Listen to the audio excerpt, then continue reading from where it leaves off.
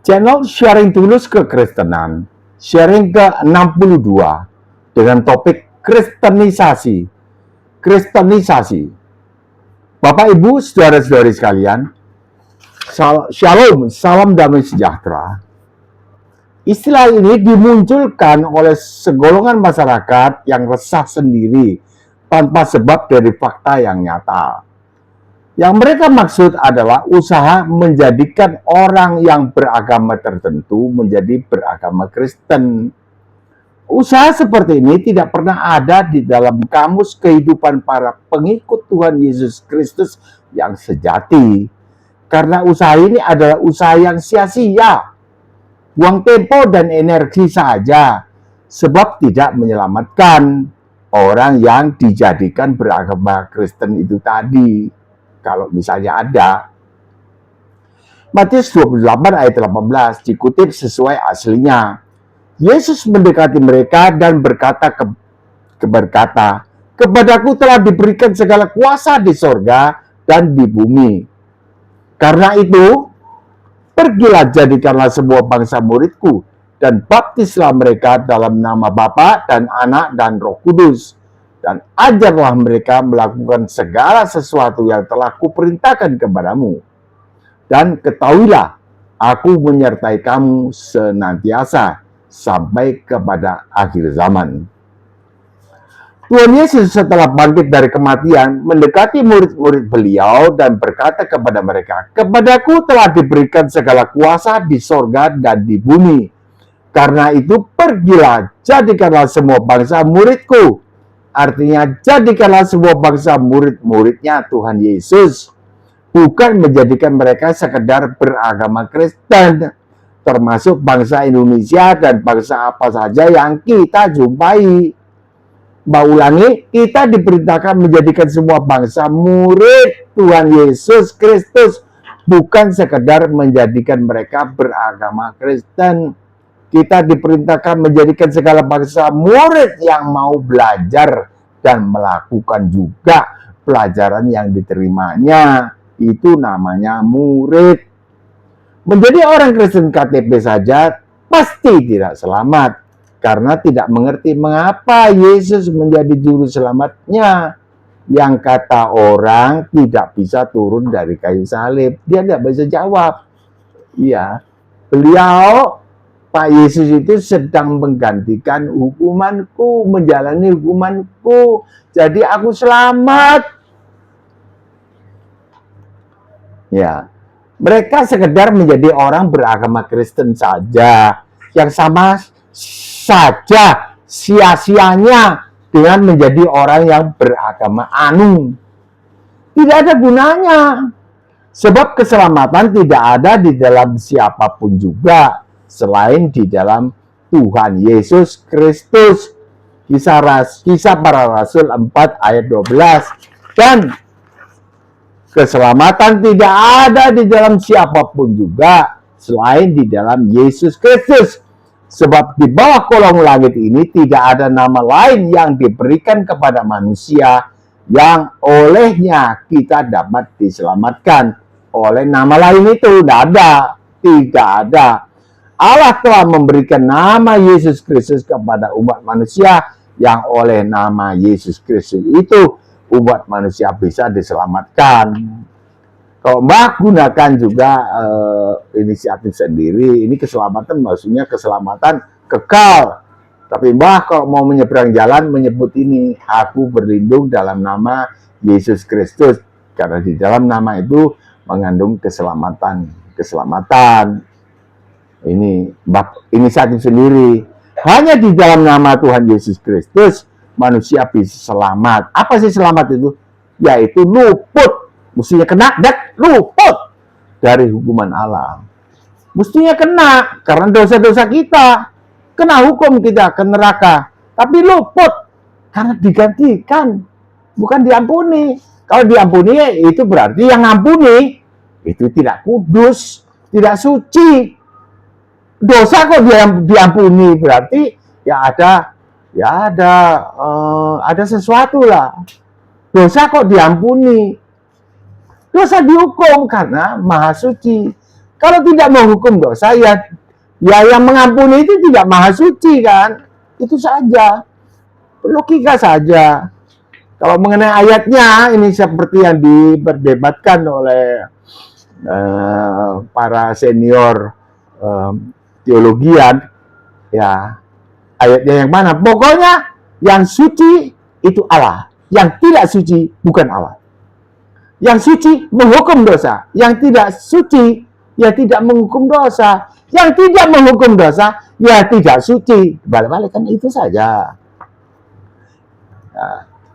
Hanya di dalam nama Tuhan Yesus Kristus manusia bisa selamat, yaitu luput dari hukuman Allah akibat dosa-dosa mereka. Kristenisasi yaitu menjadikan orang beragama anu menjadi orang beragama Kristen adalah pekerjaan yang tidak dapat meluputkan orang yang dijadikan beragama Kristen itu, meluputkan dia dari hukuman Allah akibat dosa-dosa mereka. Tidak bisa. Itu pekerjaan sia-sia dan BODOH. Bodoh. Untuk apa menjadi orang yang hanya beragama Kristen saja? Itu kan khayal. Tidak ada keselamatan di luar Tuhan Yesus Kristus. Yesus Kristus itu nyata. Pernah lahir di Israel sana. Dan pernah disalib tahun 33. Kalender kita adalah kalender Masehi. Artinya Yesus Kristus pernah turun ke dunia, dilahirkan saja, bukan dijadikan lalu dilahirkan di dalam kandungan Bunda Maria lalu dilahirkan, bukan, sudah ada berupa firman Tuhan, firman Allah, lalu turun mengenakan daging. Roma 8 ayat 3. Saat dia melihat Tuhan Yesus, saat orang yang beragama Kristen karena kristenisasi ini, saat dia melihat Tuhan Yesus turun dari surga kelak, Matius 24:30, pada waktu itu akan tampak tanda aku, Yesus Kristus di langit, dan semua bangsa di bumi akan meratap, dan mereka akan melihat aku datang di atas awan-awan di langit dengan segala kekuasaan dan kemuliaanku, dan aku akan menyuruh malaikat-malaikatku dengan meniup sangkakala yang dahsyat bunyinya, dan mereka akan mengumpulkan orang-orang pilihanku dari keempat penjuru bumi. Mana? Dari ujung langit yang satu ke ujung langit yang lain. Ya, kita bersungguh-sungguh di dalam mengiring Tuhan Yesus. Ya, hidup di dalam kesucian. Tidak hidup di dalam daging. Hidup menurut aturan beliau. Orang yang telah menjadi beragama Kristen akibat pekerjaan bodoh kristenisasi akan gemetar dan meratap ketakutan, sebab segera akan diserahkan ke dalam neraka menyala-nyala oleh karena dia tidak beriman kepada Tuhan Yesus Kristus. Kasihan mereka. Jadi kristenisasi itu hanyalah ungkapan keresahan sebagian orang beragama anu, tidak pernah dilakukan oleh murid-murid Tuhan Yesus Kristus. Tidak pernah. Lanjut, Matius 28 ayat 18 tadi. Dan baptislah mereka dalam nama Bapa dan Anak dan Roh Kudus, dan ajarlah mereka melakukan segala yang telah kuperintahkan kepadamu. Pak Yesus memerintahkan kepada murid-murid. Nah, murid-muridnya kan sudah tidak ada. Sekarang ya muridnya ya kita ini, yang mbah ini muridnya Tuhan Yesus. Sekarang memuridkan. Apa cirinya murid itu? Menurut Mbah, sabda Tuhan Yesus di Matius 28 ayat 18, jadikanlah semua bangsa muridku, ini adalah perintah untuk semua orang Kristen. Semua orang Kristen yang telah menjadi murid Tuhan Yesus Kristus. Jadi perintah untuk membaptis ini bukan ditujukan hanya kepada para pendeta atau yang telah mencapai sarjana teologi, melainkan kepada semua orang Kristen yang telah menjadi murid. Itu kan ayatnya Matius 28 tadi. Sebab definisi murid Tuhan Yesus Kristus adalah 1. Lukas 14:26, membenci nyawanya sendiri. Banyak kutipkan nanti terlalu panjang. Murid-murid Tuhan Yesus Kristus adalah orang yang datang kepada Tuhan Yesus, datang loh, saya mau terima. Dan kemudian di dalam pengiringannya kepada beliau, dia membenci nyawanya sendiri. Apa sih nyawa? bukan membenci dirinya, membenci nyawanya. Artinya menomorsatukan kehendak Tuhan Yesus Kristus dan mengesampingkan kehendak diri sendiri. Contohnya telah diberikan oleh Pak Yesus di dalam Taman Getsemani. Kalau bisa Bapak, waktu berdoa kepada Allah Bapak, kalau bisa, kalau boleh, berlalulah cawan ini. Artinya kalau boleh, nawar ini. Kalau boleh, saya enggak usah disalib, Bapak. Tapi bukan kehendakku, melainkan kehendak Dikolah yang jadi. Ini dia. Menomorsatukan, membenci nyawanya sendiri. Kehendak Tuhan Yesus Kristus. Dan mengesampingkan kehendak diri sendiri. Banyak nanti kita harus belajar. Dan Mbak ini memuridkan, membuka, ini sharing tulus kekristenan. Membagi. Ya bisa didebat apa boleh. Tapi sampai sekarang kurang. Atau karena ya kalau udah bangun debat ya kasih apresiasi. Wah betul Mbak. Ada beberapa orang yang memberi komentar begitu. Terima kasih. 2. Lukas 14:27 memikul salibnya. Kalau tidak memikul salibnya tidak bisa menjadi muridku. Itu isinya 14 Lukas 14:27. Seorang murid Tuhan Yesus Kristus adalah orang yang datang kepada beliau, datang artinya percaya, mau, dan kemudian di dalam pengiringannya kepada beliau, kan mengiring ini namanya bertumbuh itu. Jadi para khotbah-khotbah yang di gereja, para pendeta, para gembala, jangan berkhotbah yang mengenai plafonnya bangunan itu mau dipasang apa, jendelanya pasang kaca apa. Ini loh, fondasinya ini loh. Fondasinya ini yang paling penting. Nanti belakangan baru kalau sudah tumbuh ya baru plafonnya pakai apa ya, ornamennya apa gitu. Gerbangnya pakai apa, pintunya kayu apa. Tapi fondasinya ini, Mbak bolak-balik bicara mengenai ini. Dasarnya sharing tulus. Artinya tidak ada pamrih apa-apa, Mbak. Lukas 14:27 memikul salibnya. Seorang murid Tuhan Yesus Kristus adalah orang yang datang kepada beliau dan kemudian di dalam pengiringannya kepada beliau, dia memikul salibnya dan tetap mengikut beliau. Itu kan mengikut salibnya begitu. Susah. Artinya tetap menerima dengan tabah kesulitan-kesulitan hidup yang menjadi bagiannya. Sambil tetap memandang kepada ketabahan beliau. Mbah masih mempertimbangkan kesaksian Mbah tentang ini. Apa yang Mbah alami sekarang menjadi bagian Mbah berontak. Tapi yang memandang kepada, iya, Pak Yesus begitu ya. Ya Mbah pernah lihat bioskopnya, filmnya, ditarik. Aduh, kesiannya ya. Tapi tidak ngomel, tidak protes. Memikul salibnya. Sambil tetap memandang kepada ketabahan beliau, memikul salib dengan tubuh yang hancur, tanpa keluhan dan protes. Kenapa saya begini? Kenapa? Kepada Allah Bapa, tidak ada protes. Dengan tekun berjalan sampai terjatuh-jatuh di sepanjang jalan Via Dolorosa menuju Bukit Golgota untuk melaksanakan tugas pengutusan. Ya memang betul Yesus itu utusan belaka. Ya belaka tapi diutus untuk apa? Untuk menyerahkan nyawa. Mau nggak yang ngomong itu? Yang ngomong diutus seperti ini mau nggak?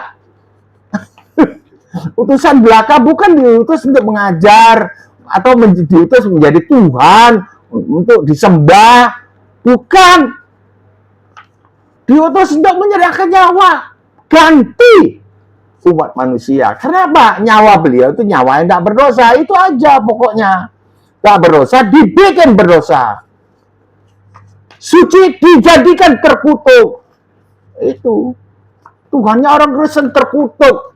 Nggak ngerti-ngerti pikirannya, nggak terbuka. Sudah berpuluh kali atau beratus kali. Setiap kali ngomong, Mbah selalu ungkapkan, itu menanggung kutuk Anda. Anda mestinya kena kutuk. Sekarang digantikan oleh beliau. Tak, kena beliau. Disantet. Anda tidak mempan. Karena diterima oleh Pak Yesus di atas kayu salib. Allah yang menjadi manusia itu. Beliau yang kena. Kita tidak kena. Disantet tidak kena. dia mental. Ditangkis oleh Tuhan Yesus. Pak Yesus di atas kayu salib. Ini guyonan tapi nggak guyonan. Banyak orang tembus disantet. Maka itu di Markus, tanda-tanda ini akan menyertai orang percaya. Dia akan mengusir setan demi namaku. Dia yang tidak berdosa dijadikan terkutuk, dijadikan kutuk. Tidak tembus. Tidak kena. Di sepanjang Via Dolorosa menuju Bukit Golgota untuk melaksanakan tugas pengutusan dari Allah Bapa untuk mati menyerah nyawa di atas kayu salib. Inilah yang utusan, tugas pengutusannya, mati di atas kayu salib. Mau yang itu mau menggantikan Pak Yesus, mau. Ya, mudah-mudahan mengerti dengan ini. Agak keras karena ya agak jengkel lah. Kita sabar. Sudah beberapa kali dikasih tahu. Menggantikan. Mungkin lebih keras lebih sering dia mendengar pengajaran yang bagaimana ya yang salah. 3 Lukas 14:33, melepaskan dirinya dari segala miliknya. Seorang murid Tuhan Yesus Kristus adalah orang yang datang kepada Tuhan Yesus Kristus dan kemudian di dalam pengiringannya kepada beliau dia melepaskan dirinya dari segala miliknya. Dia tidak terikat lagi pada miliknya yang duniawi. Tidak terikat. Ya enak. Saya punya rumah. Itu ada satu orang, saya nggak boleh sebut namanya. Saya beli rumah di Swiss. Ya, bagus. Mantuku orang Swiss. Ya, enak. Seperti surga, Pak Bagio. Oh ya. Dia terikat. Seolah-olah itu bisa berbahagia, nggak bisa. Kebahagiaan itu karena kita berkontak sepenuhnya dengan Allah. Saya cuma tanya, di sana ada udara nggak? Ada oksigen nggak? Ada. Kalau ada udara berarti ada roh jahat, ada setan, ada iblis. Pasti Anda tidak bahagia kalau tidak berhubungan dengan Allah. Tidak bisa diganggu terus. Kalau ada oksigen barangkali nggak ada iblis di sana ya. Karena musuh kita bukanlah darah dan daging, melainkan kuasa penguasa yang di udara. Itu kan ayatnya. Kuasa penguasa di udara ya iblis. Ya dengan setan-setannya, malaikat-malaikatnya. Kita terus diganggu. Melepaskan dirinya dari segala miliknya. Dia tidak terikat lagi pada miliknya yang duniawi. Itu. Dan juga tidak terikat pada harga dirinya. Harga diriku tersinggung. Ya biar ditabrak, nggak kena, nggak ada harganya. Harganya itu Pak Yesus di atas kayu salib. Membayar, Allah membeli kita dari kita. Diri kita, dibeli kita menjadi milik Allah. Itu yang ditebus diri kita. Dia sadar dirinya telah dibeli dan dibayar oleh Allah dengan darah Yesus Kristus yang mahal. Dan dia sekarang tidak memiliki dirinya lagi, melainkan dia menjadi milik Allah sepenuhnya. 1 Korintus 6 ayat 24. Yohanes 8:31. Tetap di dalam firman-Ku. Nah, jadi kalau orang tidak tetap di dalam firman Tuhan Yesus, tidak bisa menjadi muridnya Tuhan Yesus. Seorang murid Tuhan Yesus Kristus adalah orang yang datang kepada Tuhan Yesus Kristus dan kemudian di dalam pengiringannya kepada beliau, dia tetap di dalam firman Tuhan Yesus. Tetap di dalam firman-Ku. Antara lain tetap melakukan perintah di Matius 5:39. Ini paling genjot. Karena dari dulu, dari kecil, umur 6 tahun, itu diberitahukan, kalau ditempelin pipi kiri, berikan yang kanan. Oh, ada ya, Mbak, bukan anak orang Kristen, tapi ada om-om yang itu, yang bincang-bincang dengan ayahnya, Mbak, terus bincang-bincang mengenai ini, tempelin kiri, kasih kanan. Kok aneh ya? Ya ini, tetap melakukan perintah di Matius 5:39, tidak melawan orang yang berbuat jahat kepada kita. Tidak melawan orang yang berbuat jahat kepada ini orang Kristen yang jadi murid ini. Tidak melawan. Ngalah artinya bukan tempelin kiri kasih kanan ini, tempelin lagi. Bukan, ngalah saja, enggak apa-apa. Sudah, silakan saja antri.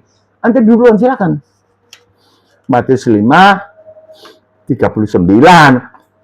Tidak melawan orang yang berbuat jahat kepada dia, kepada murid itu. Matius 5:44, mengasihi musuh pribadinya. Itu baru jadi murid. Kalau tidak bisa jadi muridku. Tetap di dalam firmanku. Karena sebetulnya perintah Tuhan Yesus itu adalah, menurut saya, satu gerakan silap. Melawan ini. Melawan ide-ide dari setan. Balas saja. Itu silap. Apa menjadi dasarnya? Karena beliau telah mati bagiku. Saya nurut. Mbak tidak bisa berkhotbah atau berbicara dengan karena Mbak tidak sekolah Alkitab, bukan STH. Tapi kalau soal berbicara, menyampaikan maksud, saya yakin semua orang dengan sederhana, orang yang sederhana sekalipun bisa mengerti apa yang Mbak kemukakan. Kan itu yang dibutuhkan. Mbak ini satu talenta. Mbak ini cuma takut satu talenta ini tidak Mbak kembangkan. Maka aku digolongkan kepada hamba yang jahat dan malas. Mbak tidak mau. Mbak kembangkan. Seberapa yang nggak tahu. Untungnya berapa? Ya satu talenta juga dong. Yang 5 untung 5. Yang 2 untung 2. Yang 1 dia benam. Itu hamba yang jahat dan malas. Dengan alasan macam-macam. Bahkan menyalahkan tuannya. Tuan yang tidak menabur. Tuan menuai dari yang tidak Tuan tabur. Tuan yang jahat. Marah tuannya. Nah, itu Mbak tidak mau. Hai hamba yang jahat dan malas itu. Mbak tidak mau. Mbak mau dikatain ya hamba yang rajin. Hamba yang ya baik dan rajin. Gereja-gereja di Indonesia dari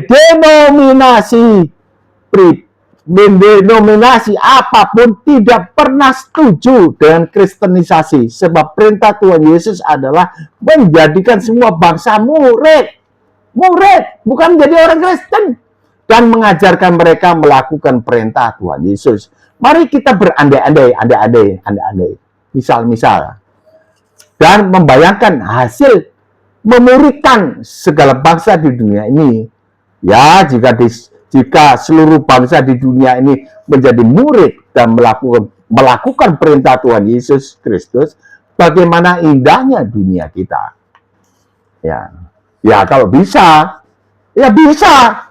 Nah, nanti Mbak buru-buru nih, tidak boleh, mesti ikutin naskah. Jika semua orang laki-laki dan juga perempuan yang telah dijadikan murid Tuhan Yesus Kristus itu melakukan perintah tidak marah dan maki-maki, betapa aman dan damainya dunia ini. Tidak ada pembunuhan. Tidak ada pembunuhan. Asalnya membunuh itu kan marah. Ya kalau orang membunuh karena ingin uangnya atau apa yang terjadi ini ya Mbak nggak tahu lah. Itu lain, itu mencuri itu.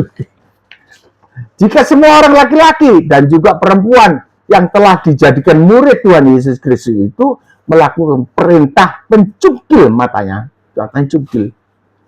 Orang Makassar bilang, kocigi matanu napanu pela, kecukil buang. Ketika melihat lawan jenis. Jangan diteruskan. Aduh, ganteng ya. Aduh, cantik ya. Nggak boleh teruskan sana. Cungkil, cek, stop. Mata jasmani, tutup mata. Ketika lihat lawan jenis, mereka segera mengalihkan pandangannya kepada korban Kristus di atas kayu salib. Maka tidak akan terjadi perzinahan. Tidak akan ada anak-anak yang tidak jelas ayah ibunya. Tidak akan ada aborsi. Matius 5:28. Jika semua orang laki-laki dan juga perempuan yang telah dijadikan murid Tuhan Yesus Kristus itu melakukan perintah Tuhan Yesus Kristus tidak menceraikan pasangannya, suami setia kepada istrinya dan sebaliknya istri tidak menceraikan suaminya, mereka saling setia sampai akhir hayat mereka. Matius 5:32. Alangkah indahnya pernikahan kita, setia sampai akhir hayat. Betapa bahagianya para wanita, para istri jika suaminya pergi bekerja, dia tidak menaruh curiga apa-apa lagi. Karena dia tahu ini melakukan perintahnya Tuhan Yesus, ya. Tidak menceraikan, tidak boleh cerai. Alasan apapun juga. Bahkan alasan sekarang dibikin-bikin, dibuat-buat, dibikinkan cerita.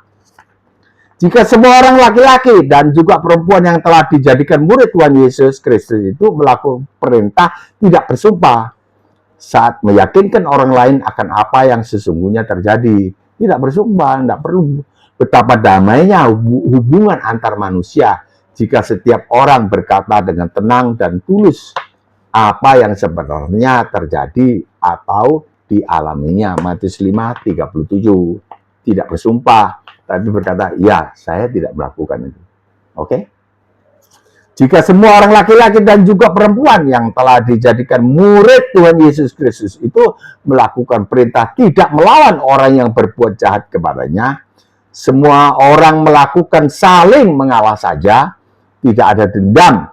Semua orang bisa menyembah Allah dengan kesucian. Matius 5:39. Jika semua orang laki-laki dan juga perempuan yang telah dijadikan murid Tuhan Yesus Kristus itu melakukan perintah mengasihi musuhnya, semua orang akan menjadi sama seperti Allah Bapa, sempurna adanya.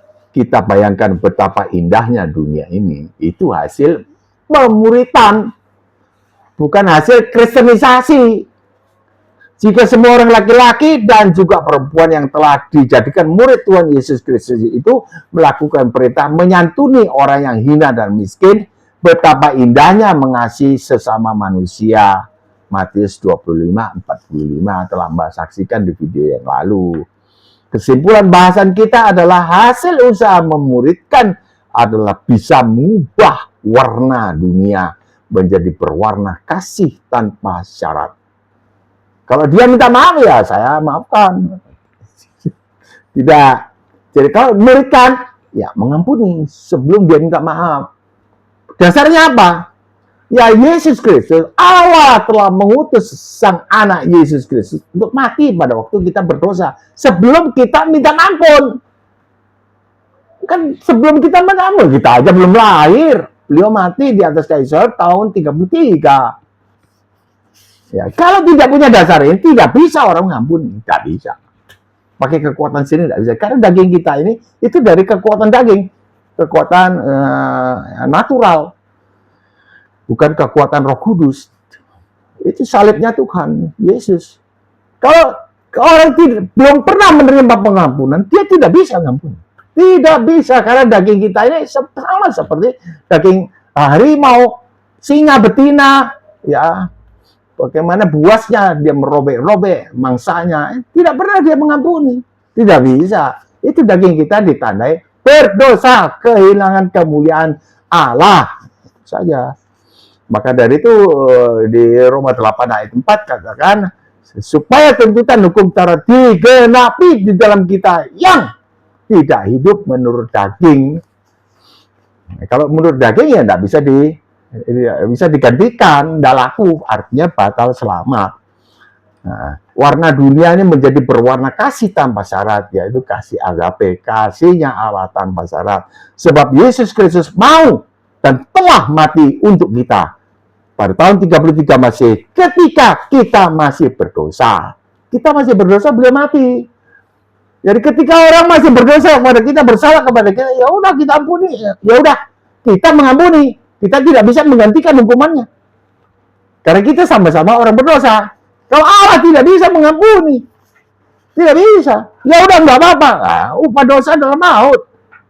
Tidak bisa.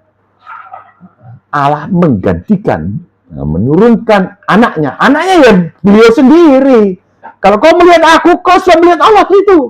Gimana? Ya ruwet. Terima saja manfaatnya. Enak seperti Mbak ini. Sedangkan kristenisasi yang dilahirkan dari prinsip agama anusisasi. Nah ini Mbak nggak boleh sebutkan nama agama. Ya kristenisasi, agama anusisasi, gitu kan barangkali. yang dilakukan oleh agama lain. Agama lain melakukan ini. Ya, supaya banyak umatnya. Ya nggak tahu, terserah saja. Tidak menghasilkan keselamatan dan sesuatu yang baik. Kristenisasi yang dilahirkan dari prinsip agama anusisasi yang dilakukan oleh agama lain tidak menghasilkan keselamatan bagi orang yang menjadi Kristen. Hasil kristenisasi itu dan sesuatu yang baik tidak ada. Jadi orang Surabaya bilang ngangop apa ya, belangak pelongo. Akhirnya masuk neraka. Kita harus giat memuridkan orang lain. Beritakan Injil dulu, gini. Dia mau terima Yesus. Sebab menerima Yesus Kristus itu, mau percaya, bukan diusahakan dari kita. Ini orang-orang murtadin, dari agama tertentu pindah. Mengikut Yesus Kristus, bukan usaha orang Kristen. Bukan. Orang Kristen sendiri tidak ngerti. Apa sebabnya dia menjadi selamat. Nggak ngerti. Itu mereka menjadi murtad dari agama mengikut Yesus Kristus karena dikunjungi secara supranatural. Ini ada satu orang yang berkomentar di satu video, ini tidak salah video ini, Yesus Kristus menampil saja, dia menyatakan, saya ini sudah 8 kali naik haji. Begini dan begitu, saya dijumpai Yesus di sono. Saya tidak bisa sharekan karena Mbak belum bisa menunjukkan itu yang pakai double video ya. Mbak belum tahu caranya itu. Bagaimana? Dia menjadi Kristen, anak ustaz apa? Saya nggak tahu. Orang Kristen tidak bisa. Sebab tidak seorang pun dapat datang kepadaku. Itu Yohanes 6:44.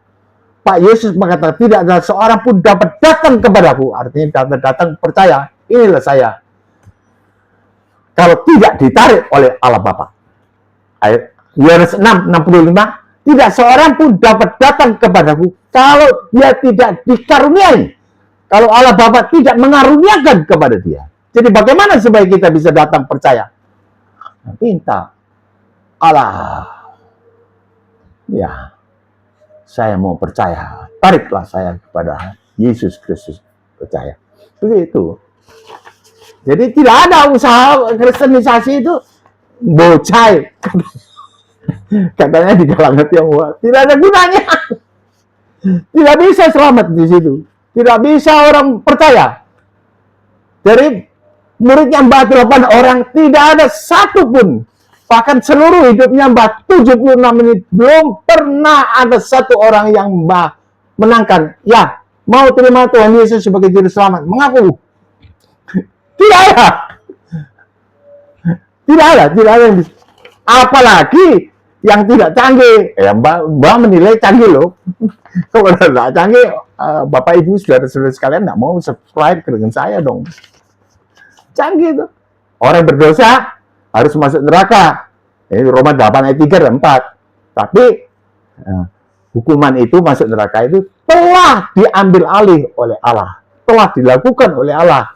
Bagaimana caranya? Dengan cara mengutus anaknya sendiri di dalam daging. Yesus Kristus di dalam daging. Yang serupa dengan daging yang dikuasai dosa, serupa dengan daging kita. Oleh karena dosanya Bapak Adam. Allah telah menjatuhkan hukuman atas dosa di dalam daging. Allah menjatuhkan hukuman di dalam daging Yesus. Di dalam daging Yesus. Anak Allah yang pakai daging ini.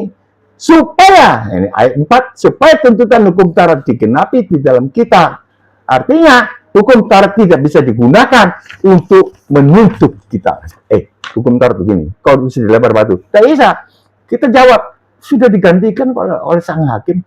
Sudah digantikan kok oleh sang putra Allah di kayu salib. Dari mana, Jo? Jo belajar dulu. Ini ilustrasi, Mbak, tapi ilustrasi yang serius nih. Ilustrasi yang serius ini. Kita mesti seperti itu. Seperti Mbak. Mari sama-sama. Sampai di mana ini? Sedangkan kristenisasi yang dilahirkan dari prinsip agama anusisasi yang dilakukan oleh agama lain tidak menghasilkan keselamatan dan sesuatu yang baik, melainkan hanya perpecahan dan saling meninggikan diri. Itu Filipi 2 ayat 5 dan seterusnya. Ketahuilah, Tuhan Yesus bukan Pak Yesus menyertai kita sekalian untuk memuridkan ini, bukan mengkristenkan ya, senantiasa menyertai kita sampai kepada akhir zaman. Sampai di sini dulu Mbah, mohon pamit undur diri. Kiranya turunlah segala berkat rohani pertama, kemudian jasmani dan serta ekonomi berkecukupan kepada seluruh penonton video ini serta keluarganya di dalam nama Tuhan Yesus Kristus. Amin. Jika berkenan berlangganan, tekanlah subscribe. Jika suka, tekanlah like atau jempol yang ke atas. Jika ingin menolong keluarga atau teman-teman, silahkan bagikan video ini kepada mereka. Sempatkan memberi komentar. Dahsyat. Koreksi, Mbah. Begini, Mbah. Begini, Mbah. Dan atau apresiasi kepada Mbah. Gitu kan. Kasihan, Mbah, kalau dibiarkan sendirian dong. Oh, ya. Sampai jumpa besok, insya Allah. Shalom.